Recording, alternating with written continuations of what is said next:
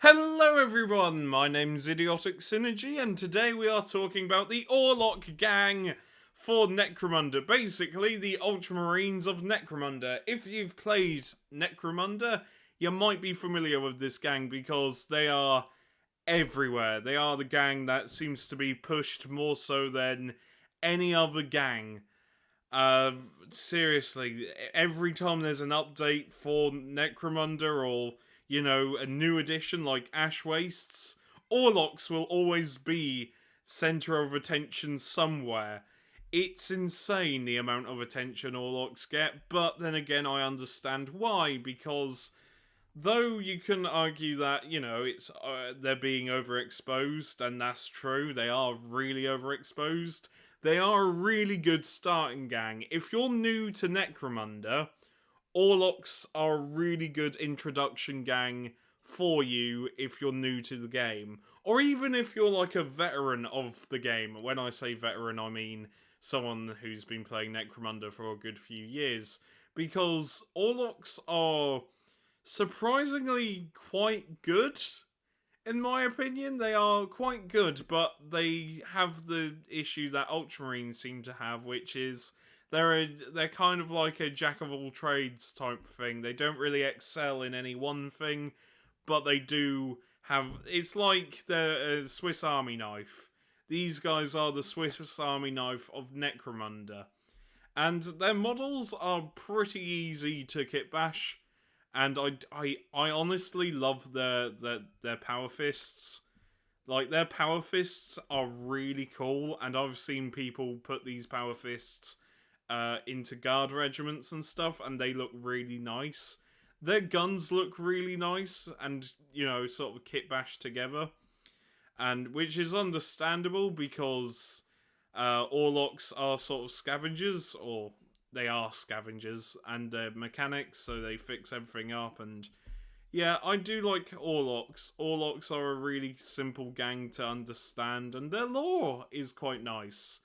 Slate Moderna of the Orlock gang is a really interesting character. There's a few others that I won't spoil until there's a bounty hunter model for them, in which case I'll talk about them endlessly. But they are a really decent gang. Really decent. Though, if you're expecting to use, some weird weapons like what House Corridor has, with like the blunderbuss flamethrowers, or you expect to use psychic powers, or, just something a bit off, you won't find it here. But they do have some reliable weapons, and sometimes reliable weapons is the best way to go. They are a solid choice. But that's just my opinion. I will have to show you the rules, and hopefully this recorded, because OBS is being a pain in the ass. Yeah, they even have an upgrade kit that I quite like. I want to do a video on their upgrade kit because it is quite good. Unfortunately, it isn't there. And this is what some other gang members you can get. They're called the Orlock Arms Masters and Wreckers. They're also quite good. They're a reliable gang, is what I'm trying to say. They are a reliable gang, and they're very easy to learn. You ain't going to be worrying about, say, psychic shenanigans, chaos shenanigans. They're simple to learn, and that's why I like them. So, let's get into the rules. So, these are the rules for House Orlock, and they don't really excel in anything, but they are decent. They are quite decent. So let's just get into, their rules and everything. So starting off strong, we have the Road Captain, who is only 105 points, which ain't bad for a captain. Movement 5, weapon skill 3, ballistic skill 3. Strength, toughness 3, wounds 3, initiative 4, attacks 2, leadership 4, cool check 5, willpower 5, intelligence 5. That right there is a decent stat line, in my opinion. That is quite nice. I do like their stat line. Because you might think, oh, well, they can't hit on 2s. Oh, it's terrible. Usually if a captain hits on 2s or shoots on 2s, it means that the other skill suffers, so having something as reliable as hitting on 3s all round is quite nice. Also, 3 wounds is a lot of wounds, and again, he is only 105 points, so that's quite good. 2 attacks, and yeah, the cool check, willpower, intelligence, and leadership checks are just really good as well. You have got a ganger called a gunner. Surprisingly, he carries guns with him. Ooh. And it's 45 points. 45 creds, sorry. That ain't bad. A ganger that is 45 creds, and you can give them any old weapon and armor. That's not bad. They are quite cheap. Anyway, movement 5, weapon skill 4, ballistic skill 4, strength 3, toughness 3, wounds 1, initiative 4, attacks 1, leadership 6, cool check 7, willpower 7, intelligence 7. That's better than an enforcer. Again, this is another gang where the enforcer is sort of fail. Oh god, that's really good for a basic ganger. Okay, they don't come with a shit ton of equipment, but because they're so cheap, you can easily just fill your gang with gangers or gunners. That is quite good. The champion specialist, the arms master. Movement 5, weapon skill 3, ballistic skill 3, strength 3, toughness 3, wounds 2, initiative 4, attacks 2, leadership 5, cool check 6, willpower 6, intelligence 6. They have got restrictions in place on their weapons, however, Rule of Iron. When activated, one visible faction fighter within 6 inches gains the Nerves of Steel skill. Wow, okay. Okay, so you can just buff... Oh, that's good. And +2 to any bottle test while at least one friendly fighter with this ability is on the battlefield. Yeah, taking an arms master I recommend you do that.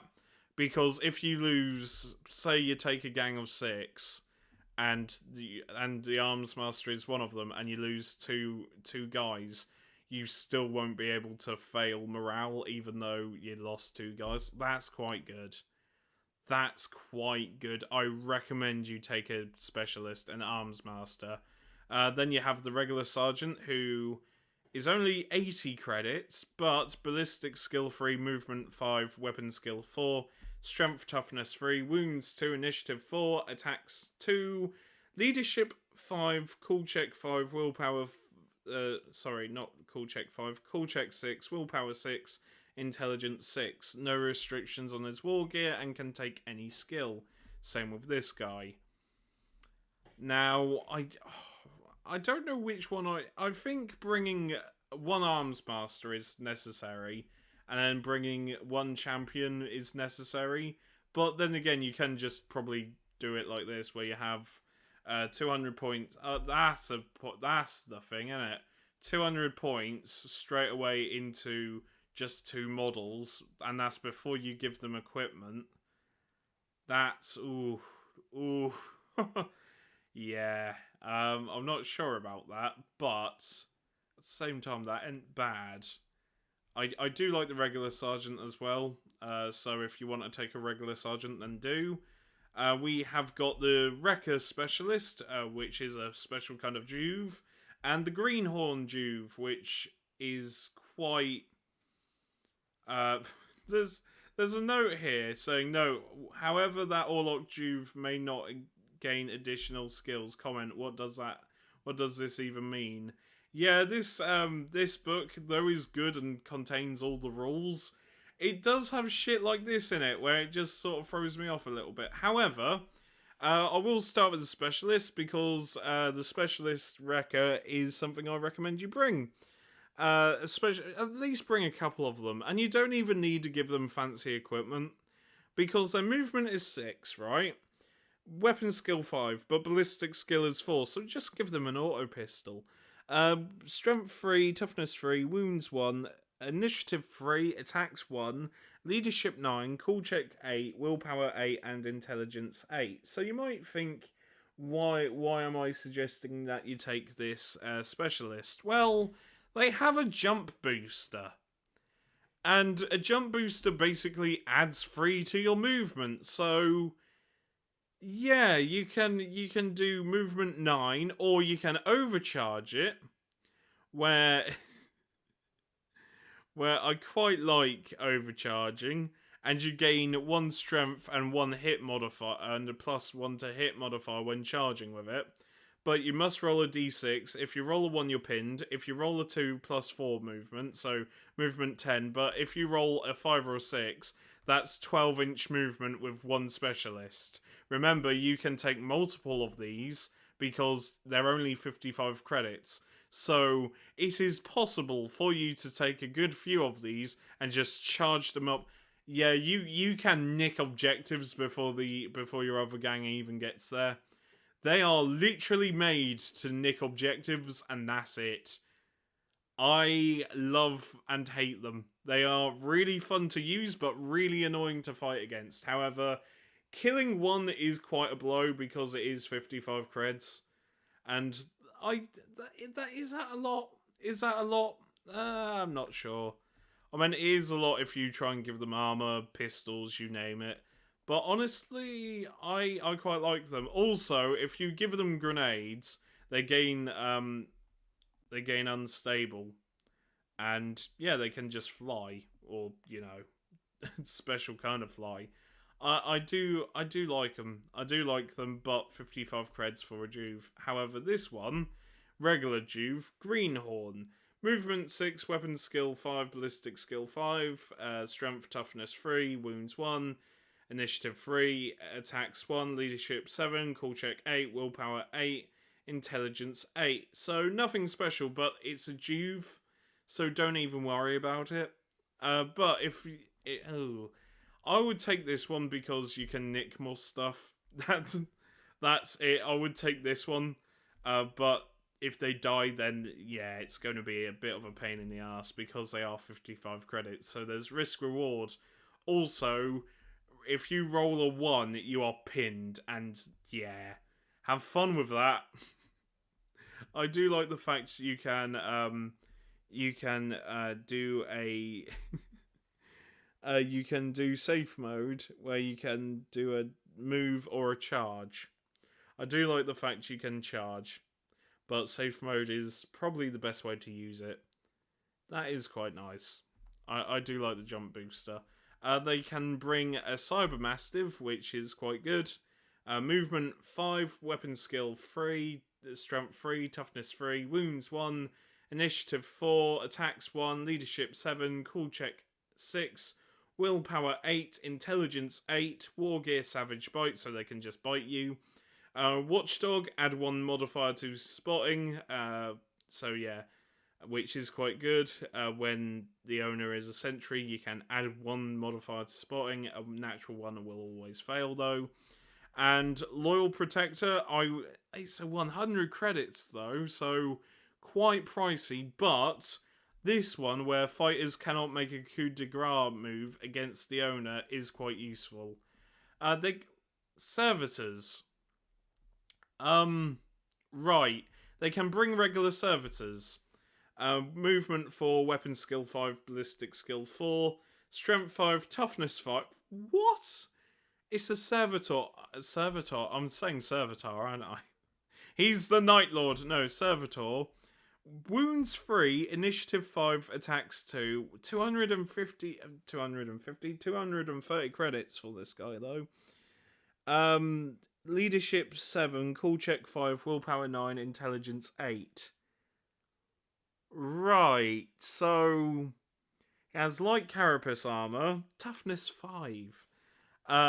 You can give him a heavy bolter, give him a heavy flamer. Sonic, give him a heavy flamer. Firing an unwieldy ranged weapon becomes a basic action rather than a double action. Yeah, you know what, mate? Just give them the heavy flamer. Yeah, just heavy flamer. Seriously, why wouldn't you? Just heavy flamer. I'm looking at this, it's like, oh, the heavy bolter, the heavy stubber. Nah, burn your heretics away with the servitor. Yeah, that's... and you can give him a sight. But yeah, just heavy flamer. And you can re-roll any failed ammo tests. Results of 1. So, heavy flamer. Oh dear. Just use heavy flamer on a win. That's my advice. Heavy flamer. It's 85 points, but you can auto hit your toughness 5 and you can burn people to death. Go for it. Heavy flamer. I don't care what the other options are. And some might say, oh, well, you might get more out of the bolter or the stubber. Yeah, and heavy flamer. Yeah, just flame everyone. Have a bunch of flamethrower servitors. That is insane. Though it is 85 points. It's a lot of points, but my god, it's quite fun. Oh dear. And that's it. Well, almost. I nearly said that's it. The weapons, they get an auto pistol, a bolt pistol, which can be mastercrafted, a hand flamer, las pistol, plasma pistol, stub gun. Their weapons... sorry. Oh dear. Their auto gun... I can't believe we yawned. Sorry, that's incredibly rude of me. It's just that I've got to get up at 7. Yay. So I'm quite sleepy. Anyway, auto gun, bolt gun, mastercrafted. Yeah, the bolt gun is quite good. Oh, and though it says 15 credits, that's 15 on top. So don't think you can just get a mastercrafted bolt gun for 15 creds. I assume that is, otherwise that's a bit broken. Because you might as well equip everyone with mastercrafted bolt guns, but I assume that's 15 creds on top of the 55, so, you know, it's quite pricey. Combat shotgun with salvo or shredder rounds, that's always quite fun to use. Sawn-off shotgun, I like the sawn-off shotgun. Shotgun with executioner ammo or inferno ammo. I like either or because you can set people on fire. With either one, or I think it's... I forgot the one it is for House Corridor, but you can have Inferno, and I think Execution... I can't remember, but I know both of them set fire to people, I think. Don't quote... I know Inferno does, clues in the name, but Executioner I'm pretty sure also sets people on fire, because that has the Blaze keyword. But it's up to you which one you want to use. Or, you know, you can be normal and use the shotgun, solid or scatter one, which is alright. Special weapons, grenade launcher, flamer, melter gun, plasma gun, bolter gun, and grenade launcher, so a combi weapon, or bolter and melter combi weapon, which, yeah, I personally would stick with the grenade launcher. Though, saying that, the combi bolter and grenade launcher could be fun. If you have enough money, get a melter gun or get a flamer. Plasma gun is also fun, especially if you overcharge it and you fuck up, because then you can just, you know, really damage yourself. I love my plasma guns in Necromunda, they are silly. So, heavy weapons, you have a harpoon launcher, a heavy bolter, a heavy flamer, heavy stubber. I like the heavy stubber in some cases. Mining laser is quite good. The seismic cannon. Oh, if you want to automatically pin people, get the seismic cannon down ya. Seriously, you want to know what it's like to be a enforcer, but you want to have better weapons? Then get yourself a seismic cannon, son, because you can just auto pin people, which is quite fun. So, yeah, Seismic Cannon is a fun weapon.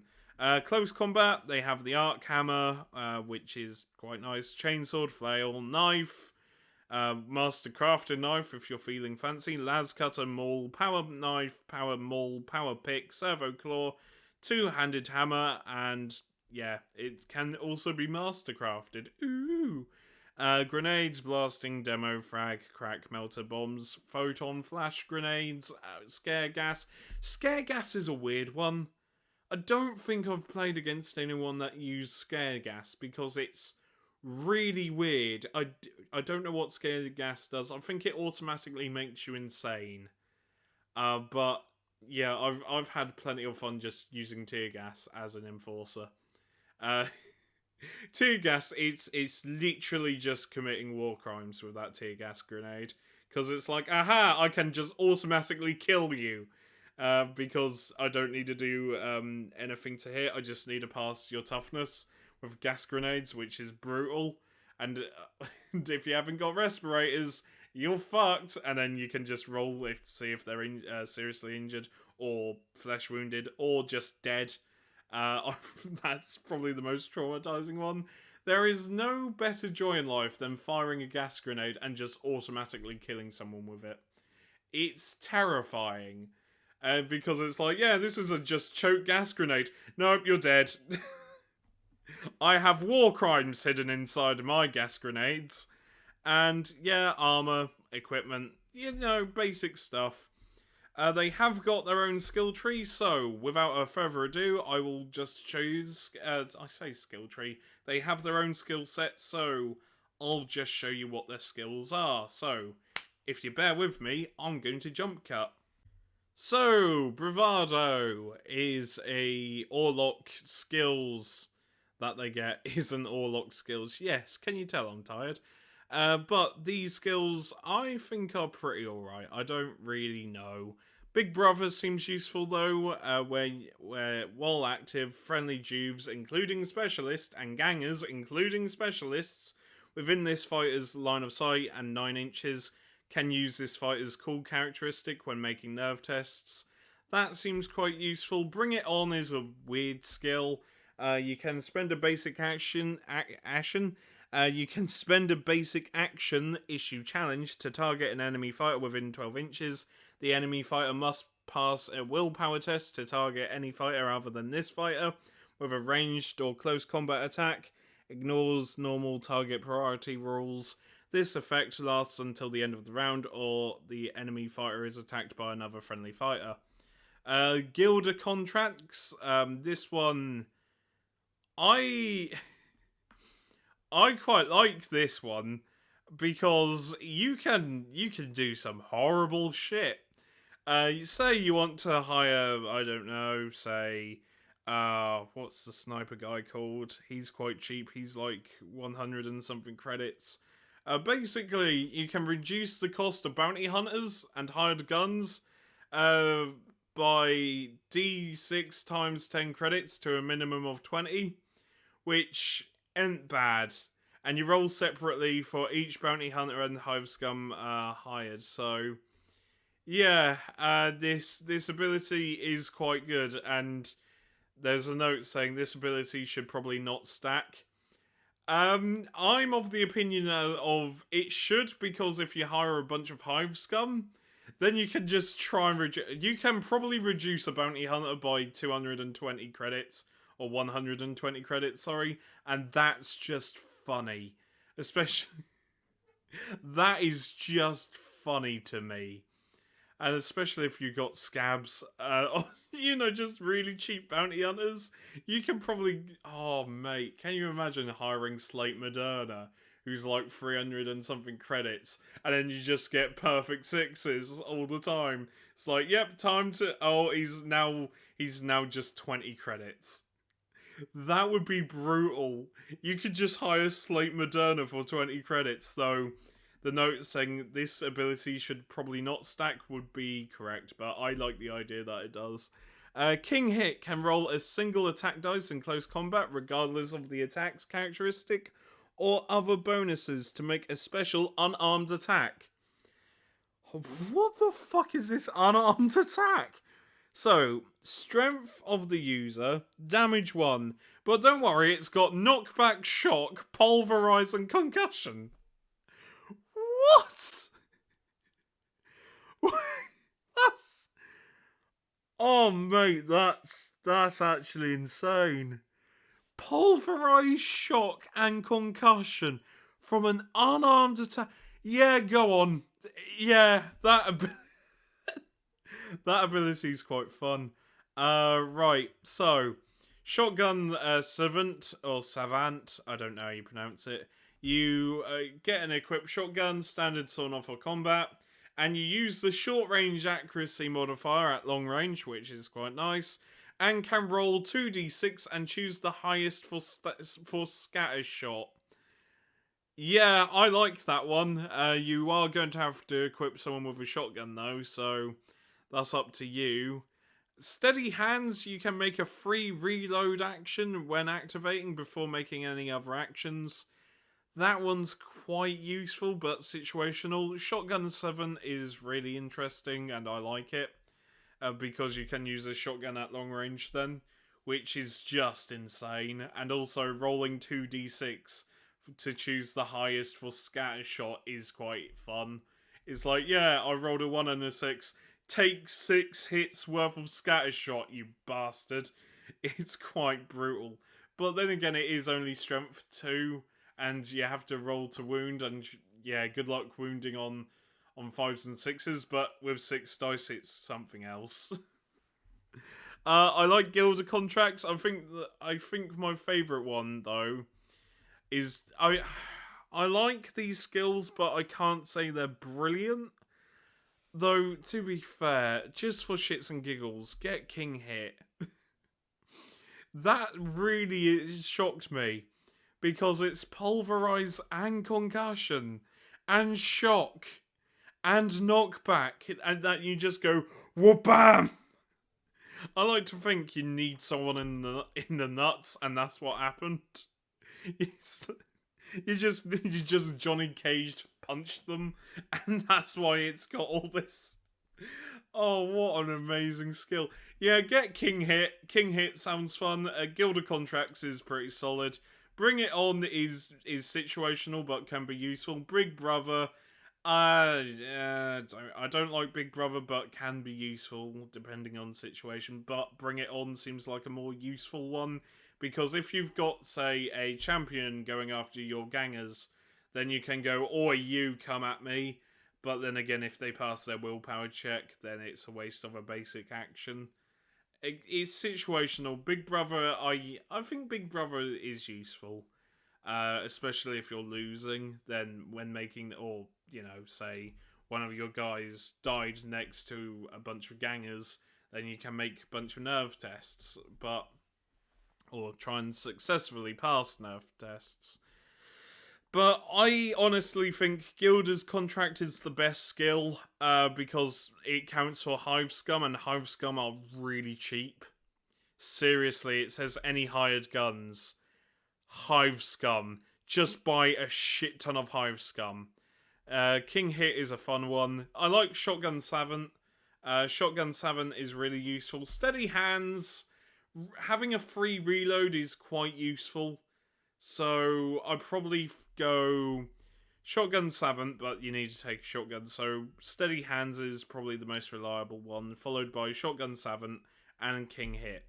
I do like King Hit, but I also like Gilder's Contract, so probably get Gilder's Contract. There are probably more useful skills out there in just the basic skill trees. I say skill trees, well, that's technically what they are. But that's all. I've been Idiotic Synergy. I'll see you next time. Remember, take care, stay safe, and thanks for 1,000 subscribers. It means a lot that 1,000 of you have subscribed to the channel. That is insane to me. And I want to do something special, but I don't know what. Anyway, see you later.